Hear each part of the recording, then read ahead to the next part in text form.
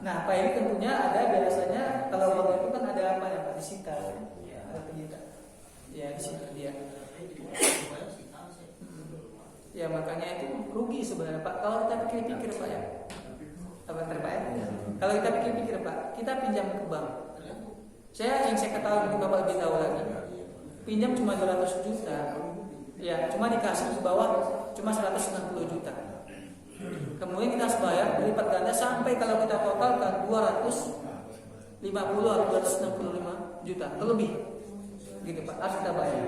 Ada beberapa kasus ya yang saya tahu, Pak, sampai nangis-nangis tiap hari, nangis-nangis, Pak, karena pernah meminjam uang yang hanya sekitar 20 juta kalau tidak salah, dan rumah dia akan disita 20 juta, Pak. Rumah dia akan disita yang harganya 170 juta, keluarga rumahnya. Tiap hari apa begitu, ya. Dan dia hanya mampu membayar tiap bulan bunga pokoknya saja. Bunga pokoknya saja, Pak. Negara kita sebenarnya bangkrut susah gara-gara apa, Pak? Hutang. Kita tiap tahun hanya membayar bunga pokok hutang kita di Indonesia ini 1.000 triliun lebih, Pak. 1.000 triliun itu, Pak, kalau seandainya diletakkan di kampung Ganggarmoni kayaknya penuh, Pak. Siapa yang nanggung itu, Ustaz? Siapa yang nanggung, Pak? Ya. Kita juga, Pak. Kenapa kita kena, Ustaz? Kalau negara Enggak. hutang kita kena. Tidak kena, Ustaz. Tidak akan. Yang menandatangani itu yang kena, Ustaz. Yang menanggung ialah yang berkewajiban atau yang dia sebagai pemimpin ketika itu. Kita nggak kena. Ya. Nah, ini Pak, ya masalah hutang. Ada sebuah negara, Pak, kaya minyak, bahkan negara ke-6 di organisasi OPEC. Negaranya kalau nggak salah Nigeria, negara Afrika, kaya minyak, Pak. Tapi hutang mereka ribuan triliun, menjadi negara miskin gara-gara hutang. Negara kaya minyak seharusnya dia seperti bisa Arab Saudi, bisa seperti Kuwait, bisa seperti Qatar yang kaya karena minyaknya. Tapi karena masalah hutang mereka banyak, akhirnya apa? Tak mampu mereka membayarnya. Setiap hari begitulah, tiap tahun hasil itu. Begitu masalah hutang, Pak. Seperti itu, Pak. Wallahu ta'ala. Ya, tadi Pak Haji yang mau nanya tadi ya? Asal, ntar Pak ya? Atau Bapak besar, Pak? Assalamualaikum warahmatullahi wabarakatuh. Waalaikumsalam.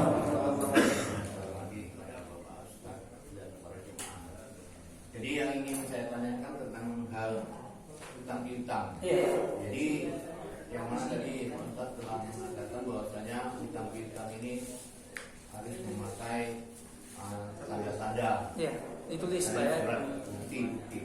Jadi misalnya gini Pak, kalau ada orang misalnya ya sesama kawan rekan kerja, jadi dia mempunyai utang, tiba-tiba dia belum sempat membayar dan utang tadi tidak diberitahukan kepada keluarga rumah bahwa saya dia punya utang. Jadi utang ini bagaimana itu? Dia mau menagihkan yang ngasih utang tadi, tidak ada barang buktinya. Nah, jadi kira-kira bagaimana Ustaz? Kalau nggak terbayar sama karena tidak percaya keluarga yang tadi sehingga tidak dibayar utang tadi itu, jadi bagaimana itu selanjutnya? Demikian. Assalamualaikum warahmatullahi wabarakatuh. Waalaikumsalam. Inilah Bapak Ibu sekalian yang pentingnya tadi mencatat Pak ditulis utang. Memang ketika ada yang meninggal dunia, pasti keluarganya akan mengatakan kalau seandainya ada ya orang tua kami memiliki hutang, silahkan didatangi kepada kami. Dan mereka punya hak hanya menerima orang yang mengklaim jika punya bukti. Punya hak. Kalau seandainya nggak ada tanda bukti, mereka nggak percaya sama kita, itu hak mereka. Meskipun nanti susahnya orang tua mereka. Tapi begitulah dalam Islam. Mereka punya hak. Tapi kalau seandainya dia punya bukti, ini hutang ayahnya. Orang si anak ahli waris harus membayarnya, wajib untuk membayar. Tapi nggak punya bukti, maka dia tidak punya hak untuk menuntut karena nggak ada bukti. Dan ahli waris boleh untuk menolak. Nah, bagaimana akhirnya? Ya akhirnya Pak ikhlas kenapa? Gimana lagi Pak? Dia sudah meninggal, kamu tidak paksa dia untuk membayarnya, dan kita nggak memiliki bukti untuk menuntut kepada ahli warisnya. Mau tak mau kita ikhlaskan, atau kalaupun kita harus membawanya ke mahkamah Allah kelak pada hari kiamat. Begitu Pak. Tapi nggak akan pernah rugi kita Pak. Mungkin ruginya di dunia karena nggak mendapatkan hak kita, tapi di akhirat pasti akan mendapatkan hak kita. Makanya apa pentingnya kita mencatat ada hutang. Takutnya kalau hutangnya kecil ya, kalau cuma 200.000 ya nggak masalah Pak ya. Tapi kok sampai 50 juta umpamanya sama kita udah nggak punya apa namanya pitansi atau bukti, berat juga rasanya kalau kita menghalalkannya. Seperti itu Pak ya. Allah Taala. Ya benar, kayaknya seperti itu Pak, kita ikhlas kenapa akhirnya, ataupun kita biarkan sampai nanti di hadapan Allah Subhanahu Wa Taala kita tuntut. Begitu Pak. Allah Taala. Assalamualaikum warahmatullahi wabarakatuh. Waalaikumsalam. Yang pertama saya mau tanya Ustaz, saya kan enggak. Ini kalau cerita hutang Ustaz. Ini kalau hutang ini mungkin 20 orang punya hutang. Iya. Saya rasa miliaran Ustaz kan. Udah saya tagih. Kadang iya aja. Memang dia akui hutang dulu, tapi memang nggak mau dia bayar. Iya. Ada yang mau bayar, saya telepon, oke dia mau bayar dicicil, saya terima. Satunya matahari dari saya bilang tadi. Karena dia jauh, saya di sini. Kita datang ke sana Ustaz ya. Saya bilang, satunya matahari ya, saya bilang. Kalau cicil saya terima, saya bilang. Mau berapa lagi? Bayarnya 5 juta. Tengah perjalanan mandek, di telepon nggak angkat. Begitu jadi melebor, itu juga telepon, iya bayar. Udah saya terangkan, saya ingatkan itu. Apa yang Ustaz bilang tuh di Al-Quran itu sudah saya ingatkan semua. Tapi mereka juga nggak mau bayar. Bahkan terakhir saya ngadu sama Allah, ya Allah. Banyak pelanggan saya punya hutang ya Allah, saya bilang tadi. Tapi sulit sekali mereka, tidak mau mereka membayar ya Allah. Saya serahkan kepada Allah untuk mengambil bijaksanaan, saya bilang Ustaz. Itu loh Ustaz. Jadi yang dari pertanyaan saya bilang itu tadi. Ya saya tagih kalau mereka tidak mau bayar sama saya, gimana Ustaz? Nah, yang kedua Ustaz, yang mengenai surat Al-Baqarah 282 tadi. Mereka paham, mereka ahli kitab juga ahli ibadah, kan tidak mau membayar. Gimana hukumnya? Baik. Bapak Ibu sekalian bagaimana warahmatullahi wabarakatuh, katakan sebenarnya hutang itu di awalnya manis, akhirnya pahit. Benar Pak? Pas kita diberi pinjaman, kayaknya kita paling kaya, banyak uang dulu. Kita nggak sadar uang orang sebenarnya kita pakai, harus kita pulang. Makanya kita gunakan. Tapi ketika ingat kita ini harus dibayar, baru kita kesulitan untuk membayarnya.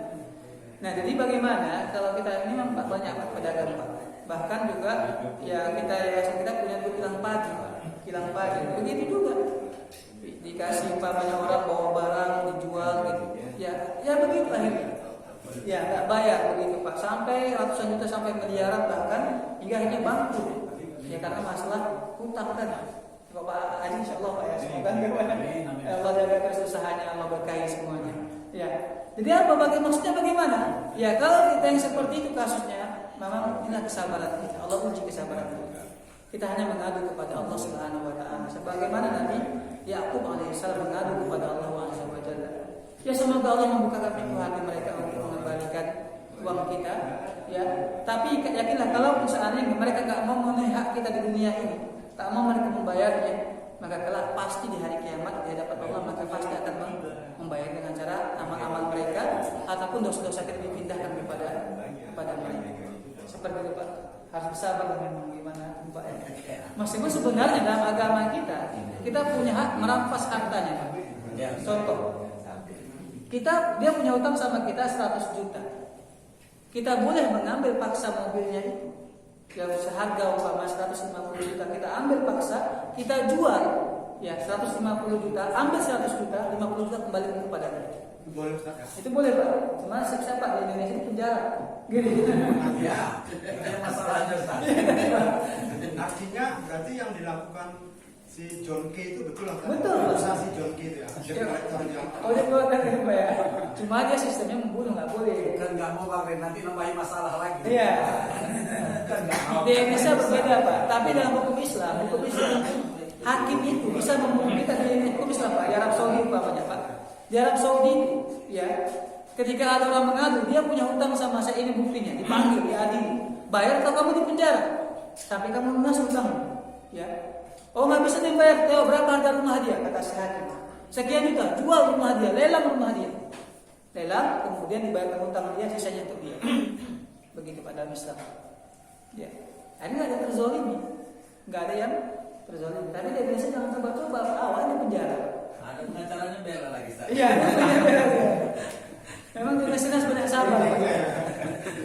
Iya, tetap sama dibela lagi. Benar. Jadi awak dan peminjam jadi tersangka. Padahal Pak seharusnya sebaiknya dia itu membayar utang itu kan membayar pengacara. Ya pas itu Ustaz. Pengacara itu kan lumayan paham Pak. Iya. Jutaan juga sudah bersama pengacara itu jutaan. Kalau nggak untung mana mau bela. Iya. Ustaz, Iya Pak. dalam hal pinjam meminjam, Ustadz tadi bilang nggak boleh menambahkan dari nilai utangnya. Iya. Itu disebut apa Riba. Riba.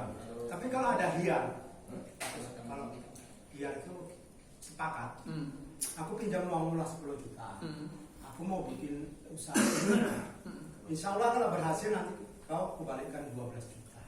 Sepakat. Kalau berhasil, itu apakah dikatakan riba nggak? Kan sepakat. Sama juga di bank, aku mau pinjam duit, ini argumennya SK tanahku berapa? 20 juta. Nah, memang dia aku mau bikin usaha. Nanti kalau berhasil, aku kembalikan sekian. Tapi bank udah hitungnya dulu, udah terserah bank berapa. Pokoknya kalau berhasil, aku kembalikan lebih dari ini. Sepakat saya memang ini. Itu cuma apakah dikatakan riba atau enggak? Sama Sepakat, seperti saya ini Pak. ikhlas. Sama Saya seperti ini Pak. Mohon maaf Pak. PSK datang orang ke dia. Yuk kita ke hotel gitu. Saya bayar kamu 500.000. Oke sepakat ke hotel lagi. Tapi artinya gini Pak. Dalam agama kita yang dilihat bukan masalah sepakat ataupun tidak. Tapi ini akadnya sesuai nggak dengan syariat. Melihat akadnya Pak. Bukan masalah suka sama suka dalam masalah hutang piutang atau masalah maksiat. Dilihat akadnya. Begitu Pak. Nah, seandainya pun sama-sama mereka ridho, sama-sama mereka ikhlas, tapi akad di awal sudah mengatakan mereka dia akan membayar lebih, maka hukumnya haram termasuk riba. Kecuali dia tawarkan investasi. Gini aja lah investasi aja. Kamu mau ke investasi ke saya 110 juta, nanti keuntungan bagi kamu 50% umpamanya. Cuma investasi ini Pak resikonya bukan hutang piutang. Kalau seandainya bangkrut, maka ini nggak bisa nuntut karena akan investasi bukan utang piutang. Ya kalau tadi saya bilang aku pinjam 10 juta, aku mau bikin usaha ini. Kalau berhasil, ini terima kasihku. Nah, Jangan jangan di awal Pak. Karena jangan di awal. Pinjam saja sudah pinjam. Tapi kita niatkan Pak, meniatkan. Beda nih Pak ya, beda Pak ya. Antara orang minjam sama kita. Nah, kasih kalau Iya. Ada orang itu tadi yang susah kali Pak gitu. Memang berat Pak cari pinjaman sama pinjaman tunai itu berat ya Pak. Orang Jangan kasih cacat ke orang lain. Iya. Tapi tadi yang masalah kita pinjami udah dipinjami diikhlaskan, Yesus semua datang sama kita. Jadi ya kita ikhlasin apa Tapi Pak begini Pak. Masalah akadnya Pak tetap nggak boleh kalau seandainya di awal sudah dikatakan di awal. Saya pinjam sama kamu 10 juta. Nanti saya pulangi kalau saya berhasil 12 juta. Ini sudah merupakan akad riba. Begitu Pak. Tapi berbeda umpamanya kita pinjam 10 juta lah aku pinjam gitu, untuk usaha nih gitu kan. Nah, usaha pas sampai kita untung. Ini aku tambah Pak di akhir. Ya tambah 2 juta. Umpamanya. Kita nggak pernah janji di awal, nggak pernah ada kesepakatan. bilang nominalnya. Nggak bilang nominalnya, nggak pernah ada kesepakatan. Pokoknya 10 juta saya kasih. Tapi kawan itu ketika dia berterima kasih dan dia punya untung dari utang tersebut, Boleh. dikasih. Inilah uang terima kasihku ya gitu. Boleh. Boleh Pak, nggak masalah. Karena Pak nggak ada akad atau kesepakatan sebelumnya. Kalau ada nominalnya itu. Nggak ada, pokoknya ada kesepakatan apa? Kesepakatannya pun nggak boleh. Nggak boleh. Kalau bilang gini, kalau berhasil ada lah, itu pun nggak boleh ya. Nggak boleh Pak. Ya, karena itu yang buat yang giur Pak. Giur dan memberikan pinjaman. Artinya disitulah ya berarti akan ada tambahan dari utang yang kita berikan. Setelah Bapak ini takutnya nggak dikasih kalau nggak ada perjanjian.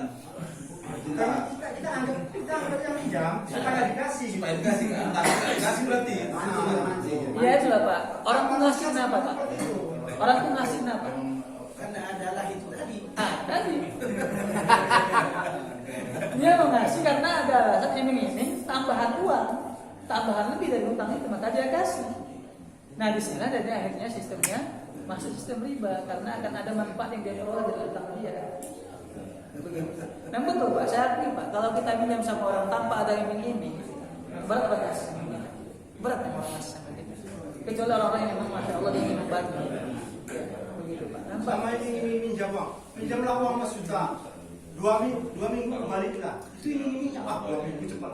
Ternyata 1 bulan, gitu kan. Jadi ini gitu juga. Kalau tadi pinjam iming-imingnya waktu dipercepat. Iya. Kalau dalam pinjam uang ke apa kan iming-imingnya ada lah. Gitu kan. Intinya Pak, riba itu ialah jumlah nominal tak bertambah. Jumlah nominal tak bertambah. Begitu Pak. Kalau masalah waktu itu memang telah sepertinya hutang. Begitu hutang masalah waktu kan begitu. Kapan bayarnya? Tapi nominalnya tidak bertambah. 10 juta yang kita pinjam, 10 juta yang kita balik. Berarti Islam itu susah. Iya itulah Pak. Makanya kata Nabi Pak dan hadis, surga itu dikelilingi dengan hal yang dibenci. Kan begitu Pak ya? Pernah baca hadisnya Pak ya? Neraka itu dikelilingi oleh syahwat, hal-hal yang menyenangkan dunia ini. Itulah neraka. Adapun surga dikelilingi oleh hal-hal yang dibenci. Begitulah seperti ini tadi Pak. Umpamanya ada orang suka narkoba, dilarang dalam Islam. Ada orang suka main judi, dilarang dalam Islam. Ada orang suka main riba, dilarang oleh Islam. Semuanya dilarang hal-hal yang sebenarnya kalau kita pikirkan secara logika, manfaatnya kepada kita. Begitu Pak. Bisa dipahami ya? Wallahu ta'ala. Ustaz, yang satu tadi Ustaz. Mana Pak? Yang masalah Al-Baqarah 282 tadi Ustaz. Dia memang ahli ibadah, paham tentang Al-Quran juga. Tapi memang dia ada utang, tapi memang katanya kita mau bayar utang. Apa hubungannya utang? Ya jelas Pak. Yang kata Nabi Shallallahu Alaihi Wasallam, "Ghani zulmun," kata beliau. Orang yang mampu membayarkan tapi sengaja dia ulur, tak mau dibayarkan termasuk perbuatan zalim. Begitu Pak. Tapi kita boleh husnuzon atau nggak tahu lah. Mungkin dia memang keadaan susah. Kecuali umpamanya Pak, dia utang sama kita, dia bilang nggak bisa bayar, tapi kita lihat dia jalan-jalan di dalam narkoba, Facebookan, selfie-an, makan di restoran, ini celaka orang. Mobilnya banyak Ustaz. Nah ini juga berarti memang zalim Pak, dosa dia seperti itu. Kalau begini memang nggak apa-apa sebenarnya Pak, kita keraskan. Baru tamu, nggak takut neraka nggak? Nggak apa-apa. Oh, backing juga ini jadi masalah ini kan kemudian ini kan dia bawa backing juga, tapi kita kan nggak mau nambahin masalah. Masalah yang ada Ustaz, ya kan? Memang kita ujian Bapak, Pak Haji ujian Pak Haji ujian. Manusia Pak sekarang ujiannya macam-macam Pak. Iya. Ada ujian itu dari keluarganya, keluarga jahat sama dia. Ada ujian dari anaknya durhaka sama dia. Ada ujian dari temannya. Apa kata Allah Subhanahu Wa Taala? Wa ja'alna ba'dakum li ba'din fitnatan atasbirun, kata Allah. Kami jadikan sebagian kalian untuk sebagian sebagai ujian fitnah. Sabar nggak kalian, kata Allah. Itu kata Allah Subhanahu Wa Taala. Mungkin ujian Pak Haji seperti itu sama orang. Alhamdulillah anak bagus, keluarga bagus. Tapi ketika sama teman, rekan kerja tak bagus, itulah ujian kita. Itulah ujian kita. Apakah sabar apa enggak, kata Allah Subhanahu wa Ta'ala. Insyaallah Pak, banyak pahalanya Pak. Insyaallah akan Bapak lihat ya ketika di akhirat kelak insyaallah. Begitu Pak. Baik Pak, kita cukupkan sampai di situ Pak. Alhamdulillah. Soalnya makan di depan mata nih Pak. Baik Pak, terima kasih banyak atas segala perhatiannya. Kepada Allah kita mohon ampun dan mohon pertolongan. Wassalamualaikum warahmatullahi wabarakatuh. Subhanallah.